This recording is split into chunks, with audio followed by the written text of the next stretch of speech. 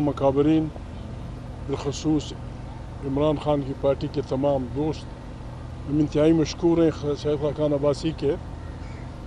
आज जुमे के दिन एक बुरी खबर, बहुत बुरी खबर हमें मिली थी कि इमरान खान को 14 साल जेल दे दी गई है।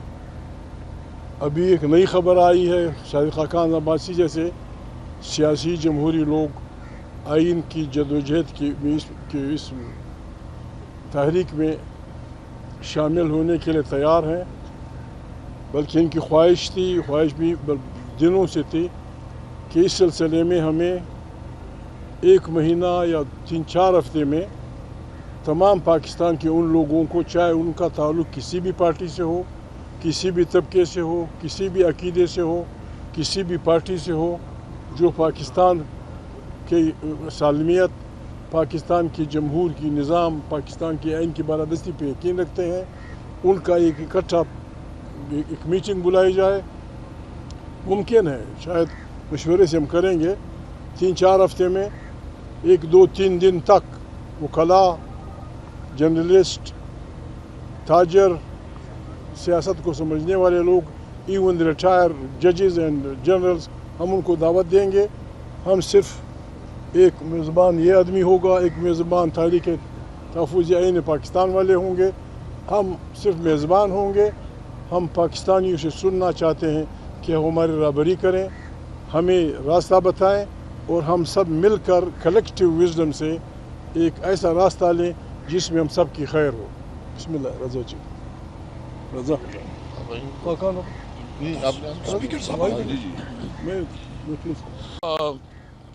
बहुत शुक्रिया जी। मैं शाहिद खान अब्बासी साहब का शुक्रिया अदा करता हूँ कि आज उन्होंने हमें पूरी मेहमान नवाजी भी की है, और जो हमारी आपस में बात हुई है कि हमें इस वक्त मुल्क जिस तरफ जा रहा है और जिस वक्त जो सूरत हाल है, इसमें ज़रूरत इस बात की है कि मुल्क में कानून की हुक्मरानी के लिए, रूल अपना के लिए, मुल्क में आज़ाद अदलिया के लिए, मुल्क में सिविल सुप्रीमेसी के लिए, मुल्क में एक सही मानों में जमहूर यानी डेमोक्रेसी के लिए जद्दोजहद की जाए, जिसका 1 पॉइंट एजेंडा है रूल अपना, आइन की बालादस्ती। उसके लिए आज हमने एक अंडरस्टैंडिंग बना ली है, और हमारी ख्वाहिश ये है कि ये 2-3 हफ्ते में तमाम तबकात की और ख़ासकर जो पॉलिटिकल पार्टी है जो अपोजिशन से ताल्लुक़ रखती है, इसको इकट्ठा की जाए और एक मुश्तरका तौर पर एक अमल तय की जाए, एक मेमोरेंडम बनाया जाए कि हमने इस मुल्क को कैसे लेके जाना है, क्योंकि चैलेंज रोज़ पर रोज़ बहुत बढ़ते जा रहे हैं। आज इमरान खान को जो सज़ा हुई है, ये सिर्फ इमरान खान की सज़ा आज पूरी अदलिया के लिए ऊपर जो है ना एक काला धब्बा है। ये आज अदलिया जो है ना जो जो जो सज़ा हुए, पहले से मिनिस्टर लगे हुए हैं, टीवी एंकर लगे हुए हैं, सज़ा के बाकायदा बता रहे हैं कि 14 साल और 7 साल पहले से बताया जा रहा है। तो यही एक सज़ा जो है ना ऑन डिमांड थी, यानी एक एग्जेक्टिव के लिए जुडिशरी को इस्तेमाल किया जा रहा है। जुडिशरी के ऊपर बहुत जो कंप्रोमाइज़ हो रहा है, और अगर मुल्क इस तरह बढ़ेगा तो ये एक बनाना रिपब्लिक है, और एक बनाना रिपब्लिक में ज़िंदगी मुमकिन नहीं है।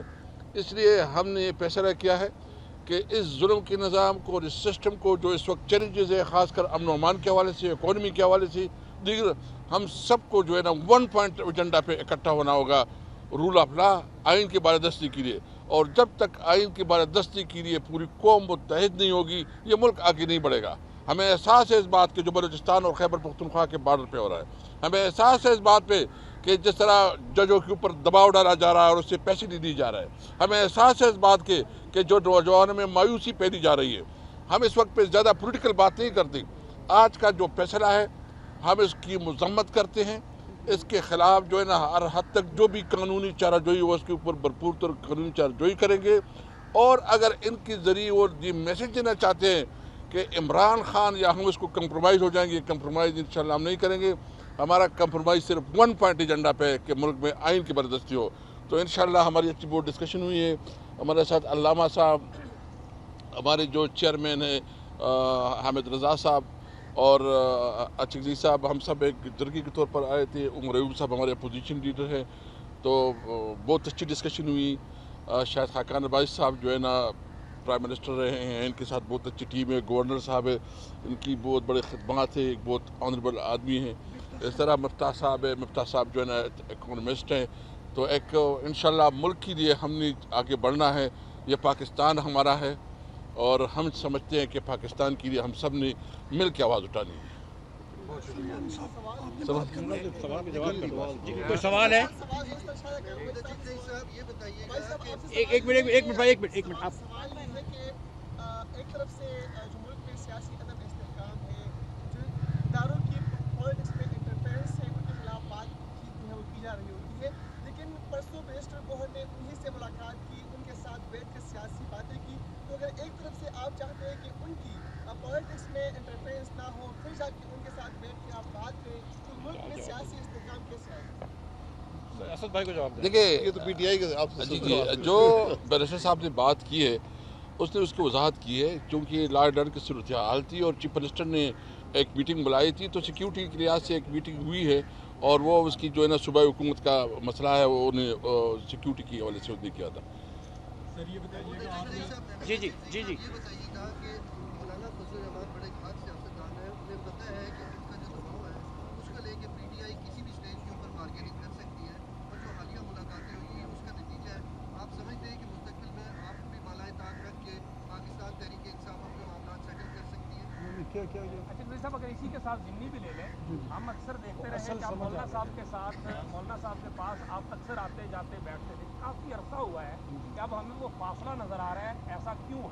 نہیں، مولانا صاحب انشاءاللہ جب یہاں آئین کی بالادستی کی جد و جہد شروع ہوگی، مولانا صاحب صف اول میں ہوں گے، بالکل ہوں گے اور دھڑاکے سے ہوں گے. Don't worry about that. رجب صاحب عرضی ہے دو چھوٹی سی باتیں. ایک تو اسد کیسر صاحب نے ایک بات کی، شاہد صاحب نے بات کی، اور ظاہر آبجیکٹو بات ہے آئین کی بالادستی، لیکن ہم دیکھتے ہیں ایٹ سیم ٹائم جب پشاور میں ایک میٹنگ ہوتی ہے تو بہت زیادہ بات کی جاتی ہے کہ جو جن سرکاری افسران کو سائڈ پہ بیٹھنا چاہیے، ول آف دی پیپل کو ماننا چاہیے، وہ لیڈ کر رہے ہیں. تو ایک طرف ایسا نہیں لگتا کہ خود پی ٹی آئی کے جو لیڈرز ہیں جو ایگزیکٹو کے اوپر بیٹھے ہوئے ہیں وہ اپنی ول آف دی پیپل کو بھی شاید اسرٹ نہیں کر پا رہے؟ دیکھیں جب ایک آدمی یہ کہتا ہے یا ایک جماعت یہ کہتی ہے کہ ہم آئین کی بالادستی پہ یقین رکھتے ہیں، تو ہمیں سمجھ لینا چاہیے کہ وہ آدمی آئین کو سمجھتا ہے. آئین ہمارا کسی سے کوئی جھگڑا نہیں، ہمارے عالم، ہمارے استاد، ہمارے فوجی، ہمارے وہ، ہم سب کے فریم کی ڈیفینیشن ہے آئین میں. آئین ایک ایک لفظ کی تعریف کرتا ہے. آئین کو کوئی نہ چھیڑے. آئین کو میں تو الفاظ نہیں بیان کر سکتا. آرٹیکل 6 جو کچھ کہہ رہا ہے کہ اس کو چھیڑنے والا، اس کو ایبروگیٹ کرنے والا اور ان کا ساتھ دینے والا سب کی سزا خطرناک. ہم اس وقت تک نہیں جاتے. ہم یہ چاہتے ہیں کہ پاکستان بڑی مشکل میں ہے، انٹرنیشنلی ہم تنہائی کی طرف جا رہے ہیں. افغانستان سے جسٹ فار نتھنگ پھینگے بڑا بدی اور دشمنی کی راہ اپنائی جا رہی ہے. یہ کم سے کم اس الائنس کو قبول نہیں ہے. ہم نے خدا نخواستہ اگر کہیں دشمنی کرنی ہے پاکستان کی عوام کی مرضی اور ان کی تائید سے کرنی ہے، اور اگر کسی سے دوستی کرنی ہے تو پاکستان کی مفادات کو آگے رکھ کر کرنی ہوگی. جو بھی یہ کر رہا ہے میرے خیال میں ٹھیک نہیں کر رہا. عمر بھائی اکثر کہتے رہتے ہیں، عمر ایوب بھائی، کہ انڈس کا یہ علاقہ بڑی خطرناک حالت میں ہے، بلوچ پشتون سارے گڑبڑ میں ہیں. اس کا واحد علاج یہ ہے کہ ہم اکٹھے مل بیٹھ کے سب، کسی بھی طبقے کا، کسی بھی، یعنی ہم نے ایک ایسے پاکستان کی تشکیل نو کرنی ہے جس میں کسی طبقے کا، کسی عقیدے کا، کسی فرد کا، کسی زبان کا، کسی مذہب کا دوسرے پہ بالادستی نہ ہو. ایک اچھا پاکستان جس میں سب شامل ہوں، سب اپنی مرضی کے مطابق زندگی کریں اور آئین کی اس میں رہبری. Thank you very much. دیکھیں ایک بات سن لیں. یہ جواب دے دیجیے جی عمران خان صاحب یہ بات کر لیں. اچھا دو الزامات ہیں کہ وہ مذہب کا استعمال کرتے ہیں، اور دوسرا جو وہ بات یہ ہے کہ ہماری جو آج کا مقصد ہے وہ سن لیں جو تقدیر صاحب نے بیان کیا ہے. یہ الائنس جو ہے صرف اور صرف آئین کی بالادستی کے لیے، کیونکہ ہم سب یہ سمجھتے ہیں کہ ملک کے تمام مسائل کا حل آئین کی بالادستی میں ہے.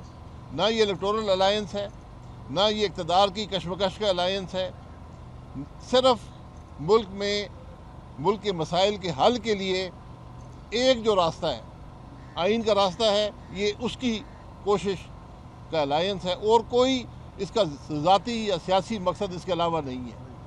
اس بات پر ہم سب متفق ہیں, اور ہمیں امید ہے کہ مولانا صاحب بھی دیگر جماعتیں بھی اس کے اندر ضرور شامل ہوں گی, کیونکہ اس کے علاوہ ہمیں کوئی راستہ ملک کو آگے لے جانے کا نظر نہیں آتا. کسی اور کے پاس ہے تو بتا دیں. اعزاز صاحب سب معذرت چاہتا ہوں, نعرے مار مار کے گلا میرا بیٹھا ہوا ہے.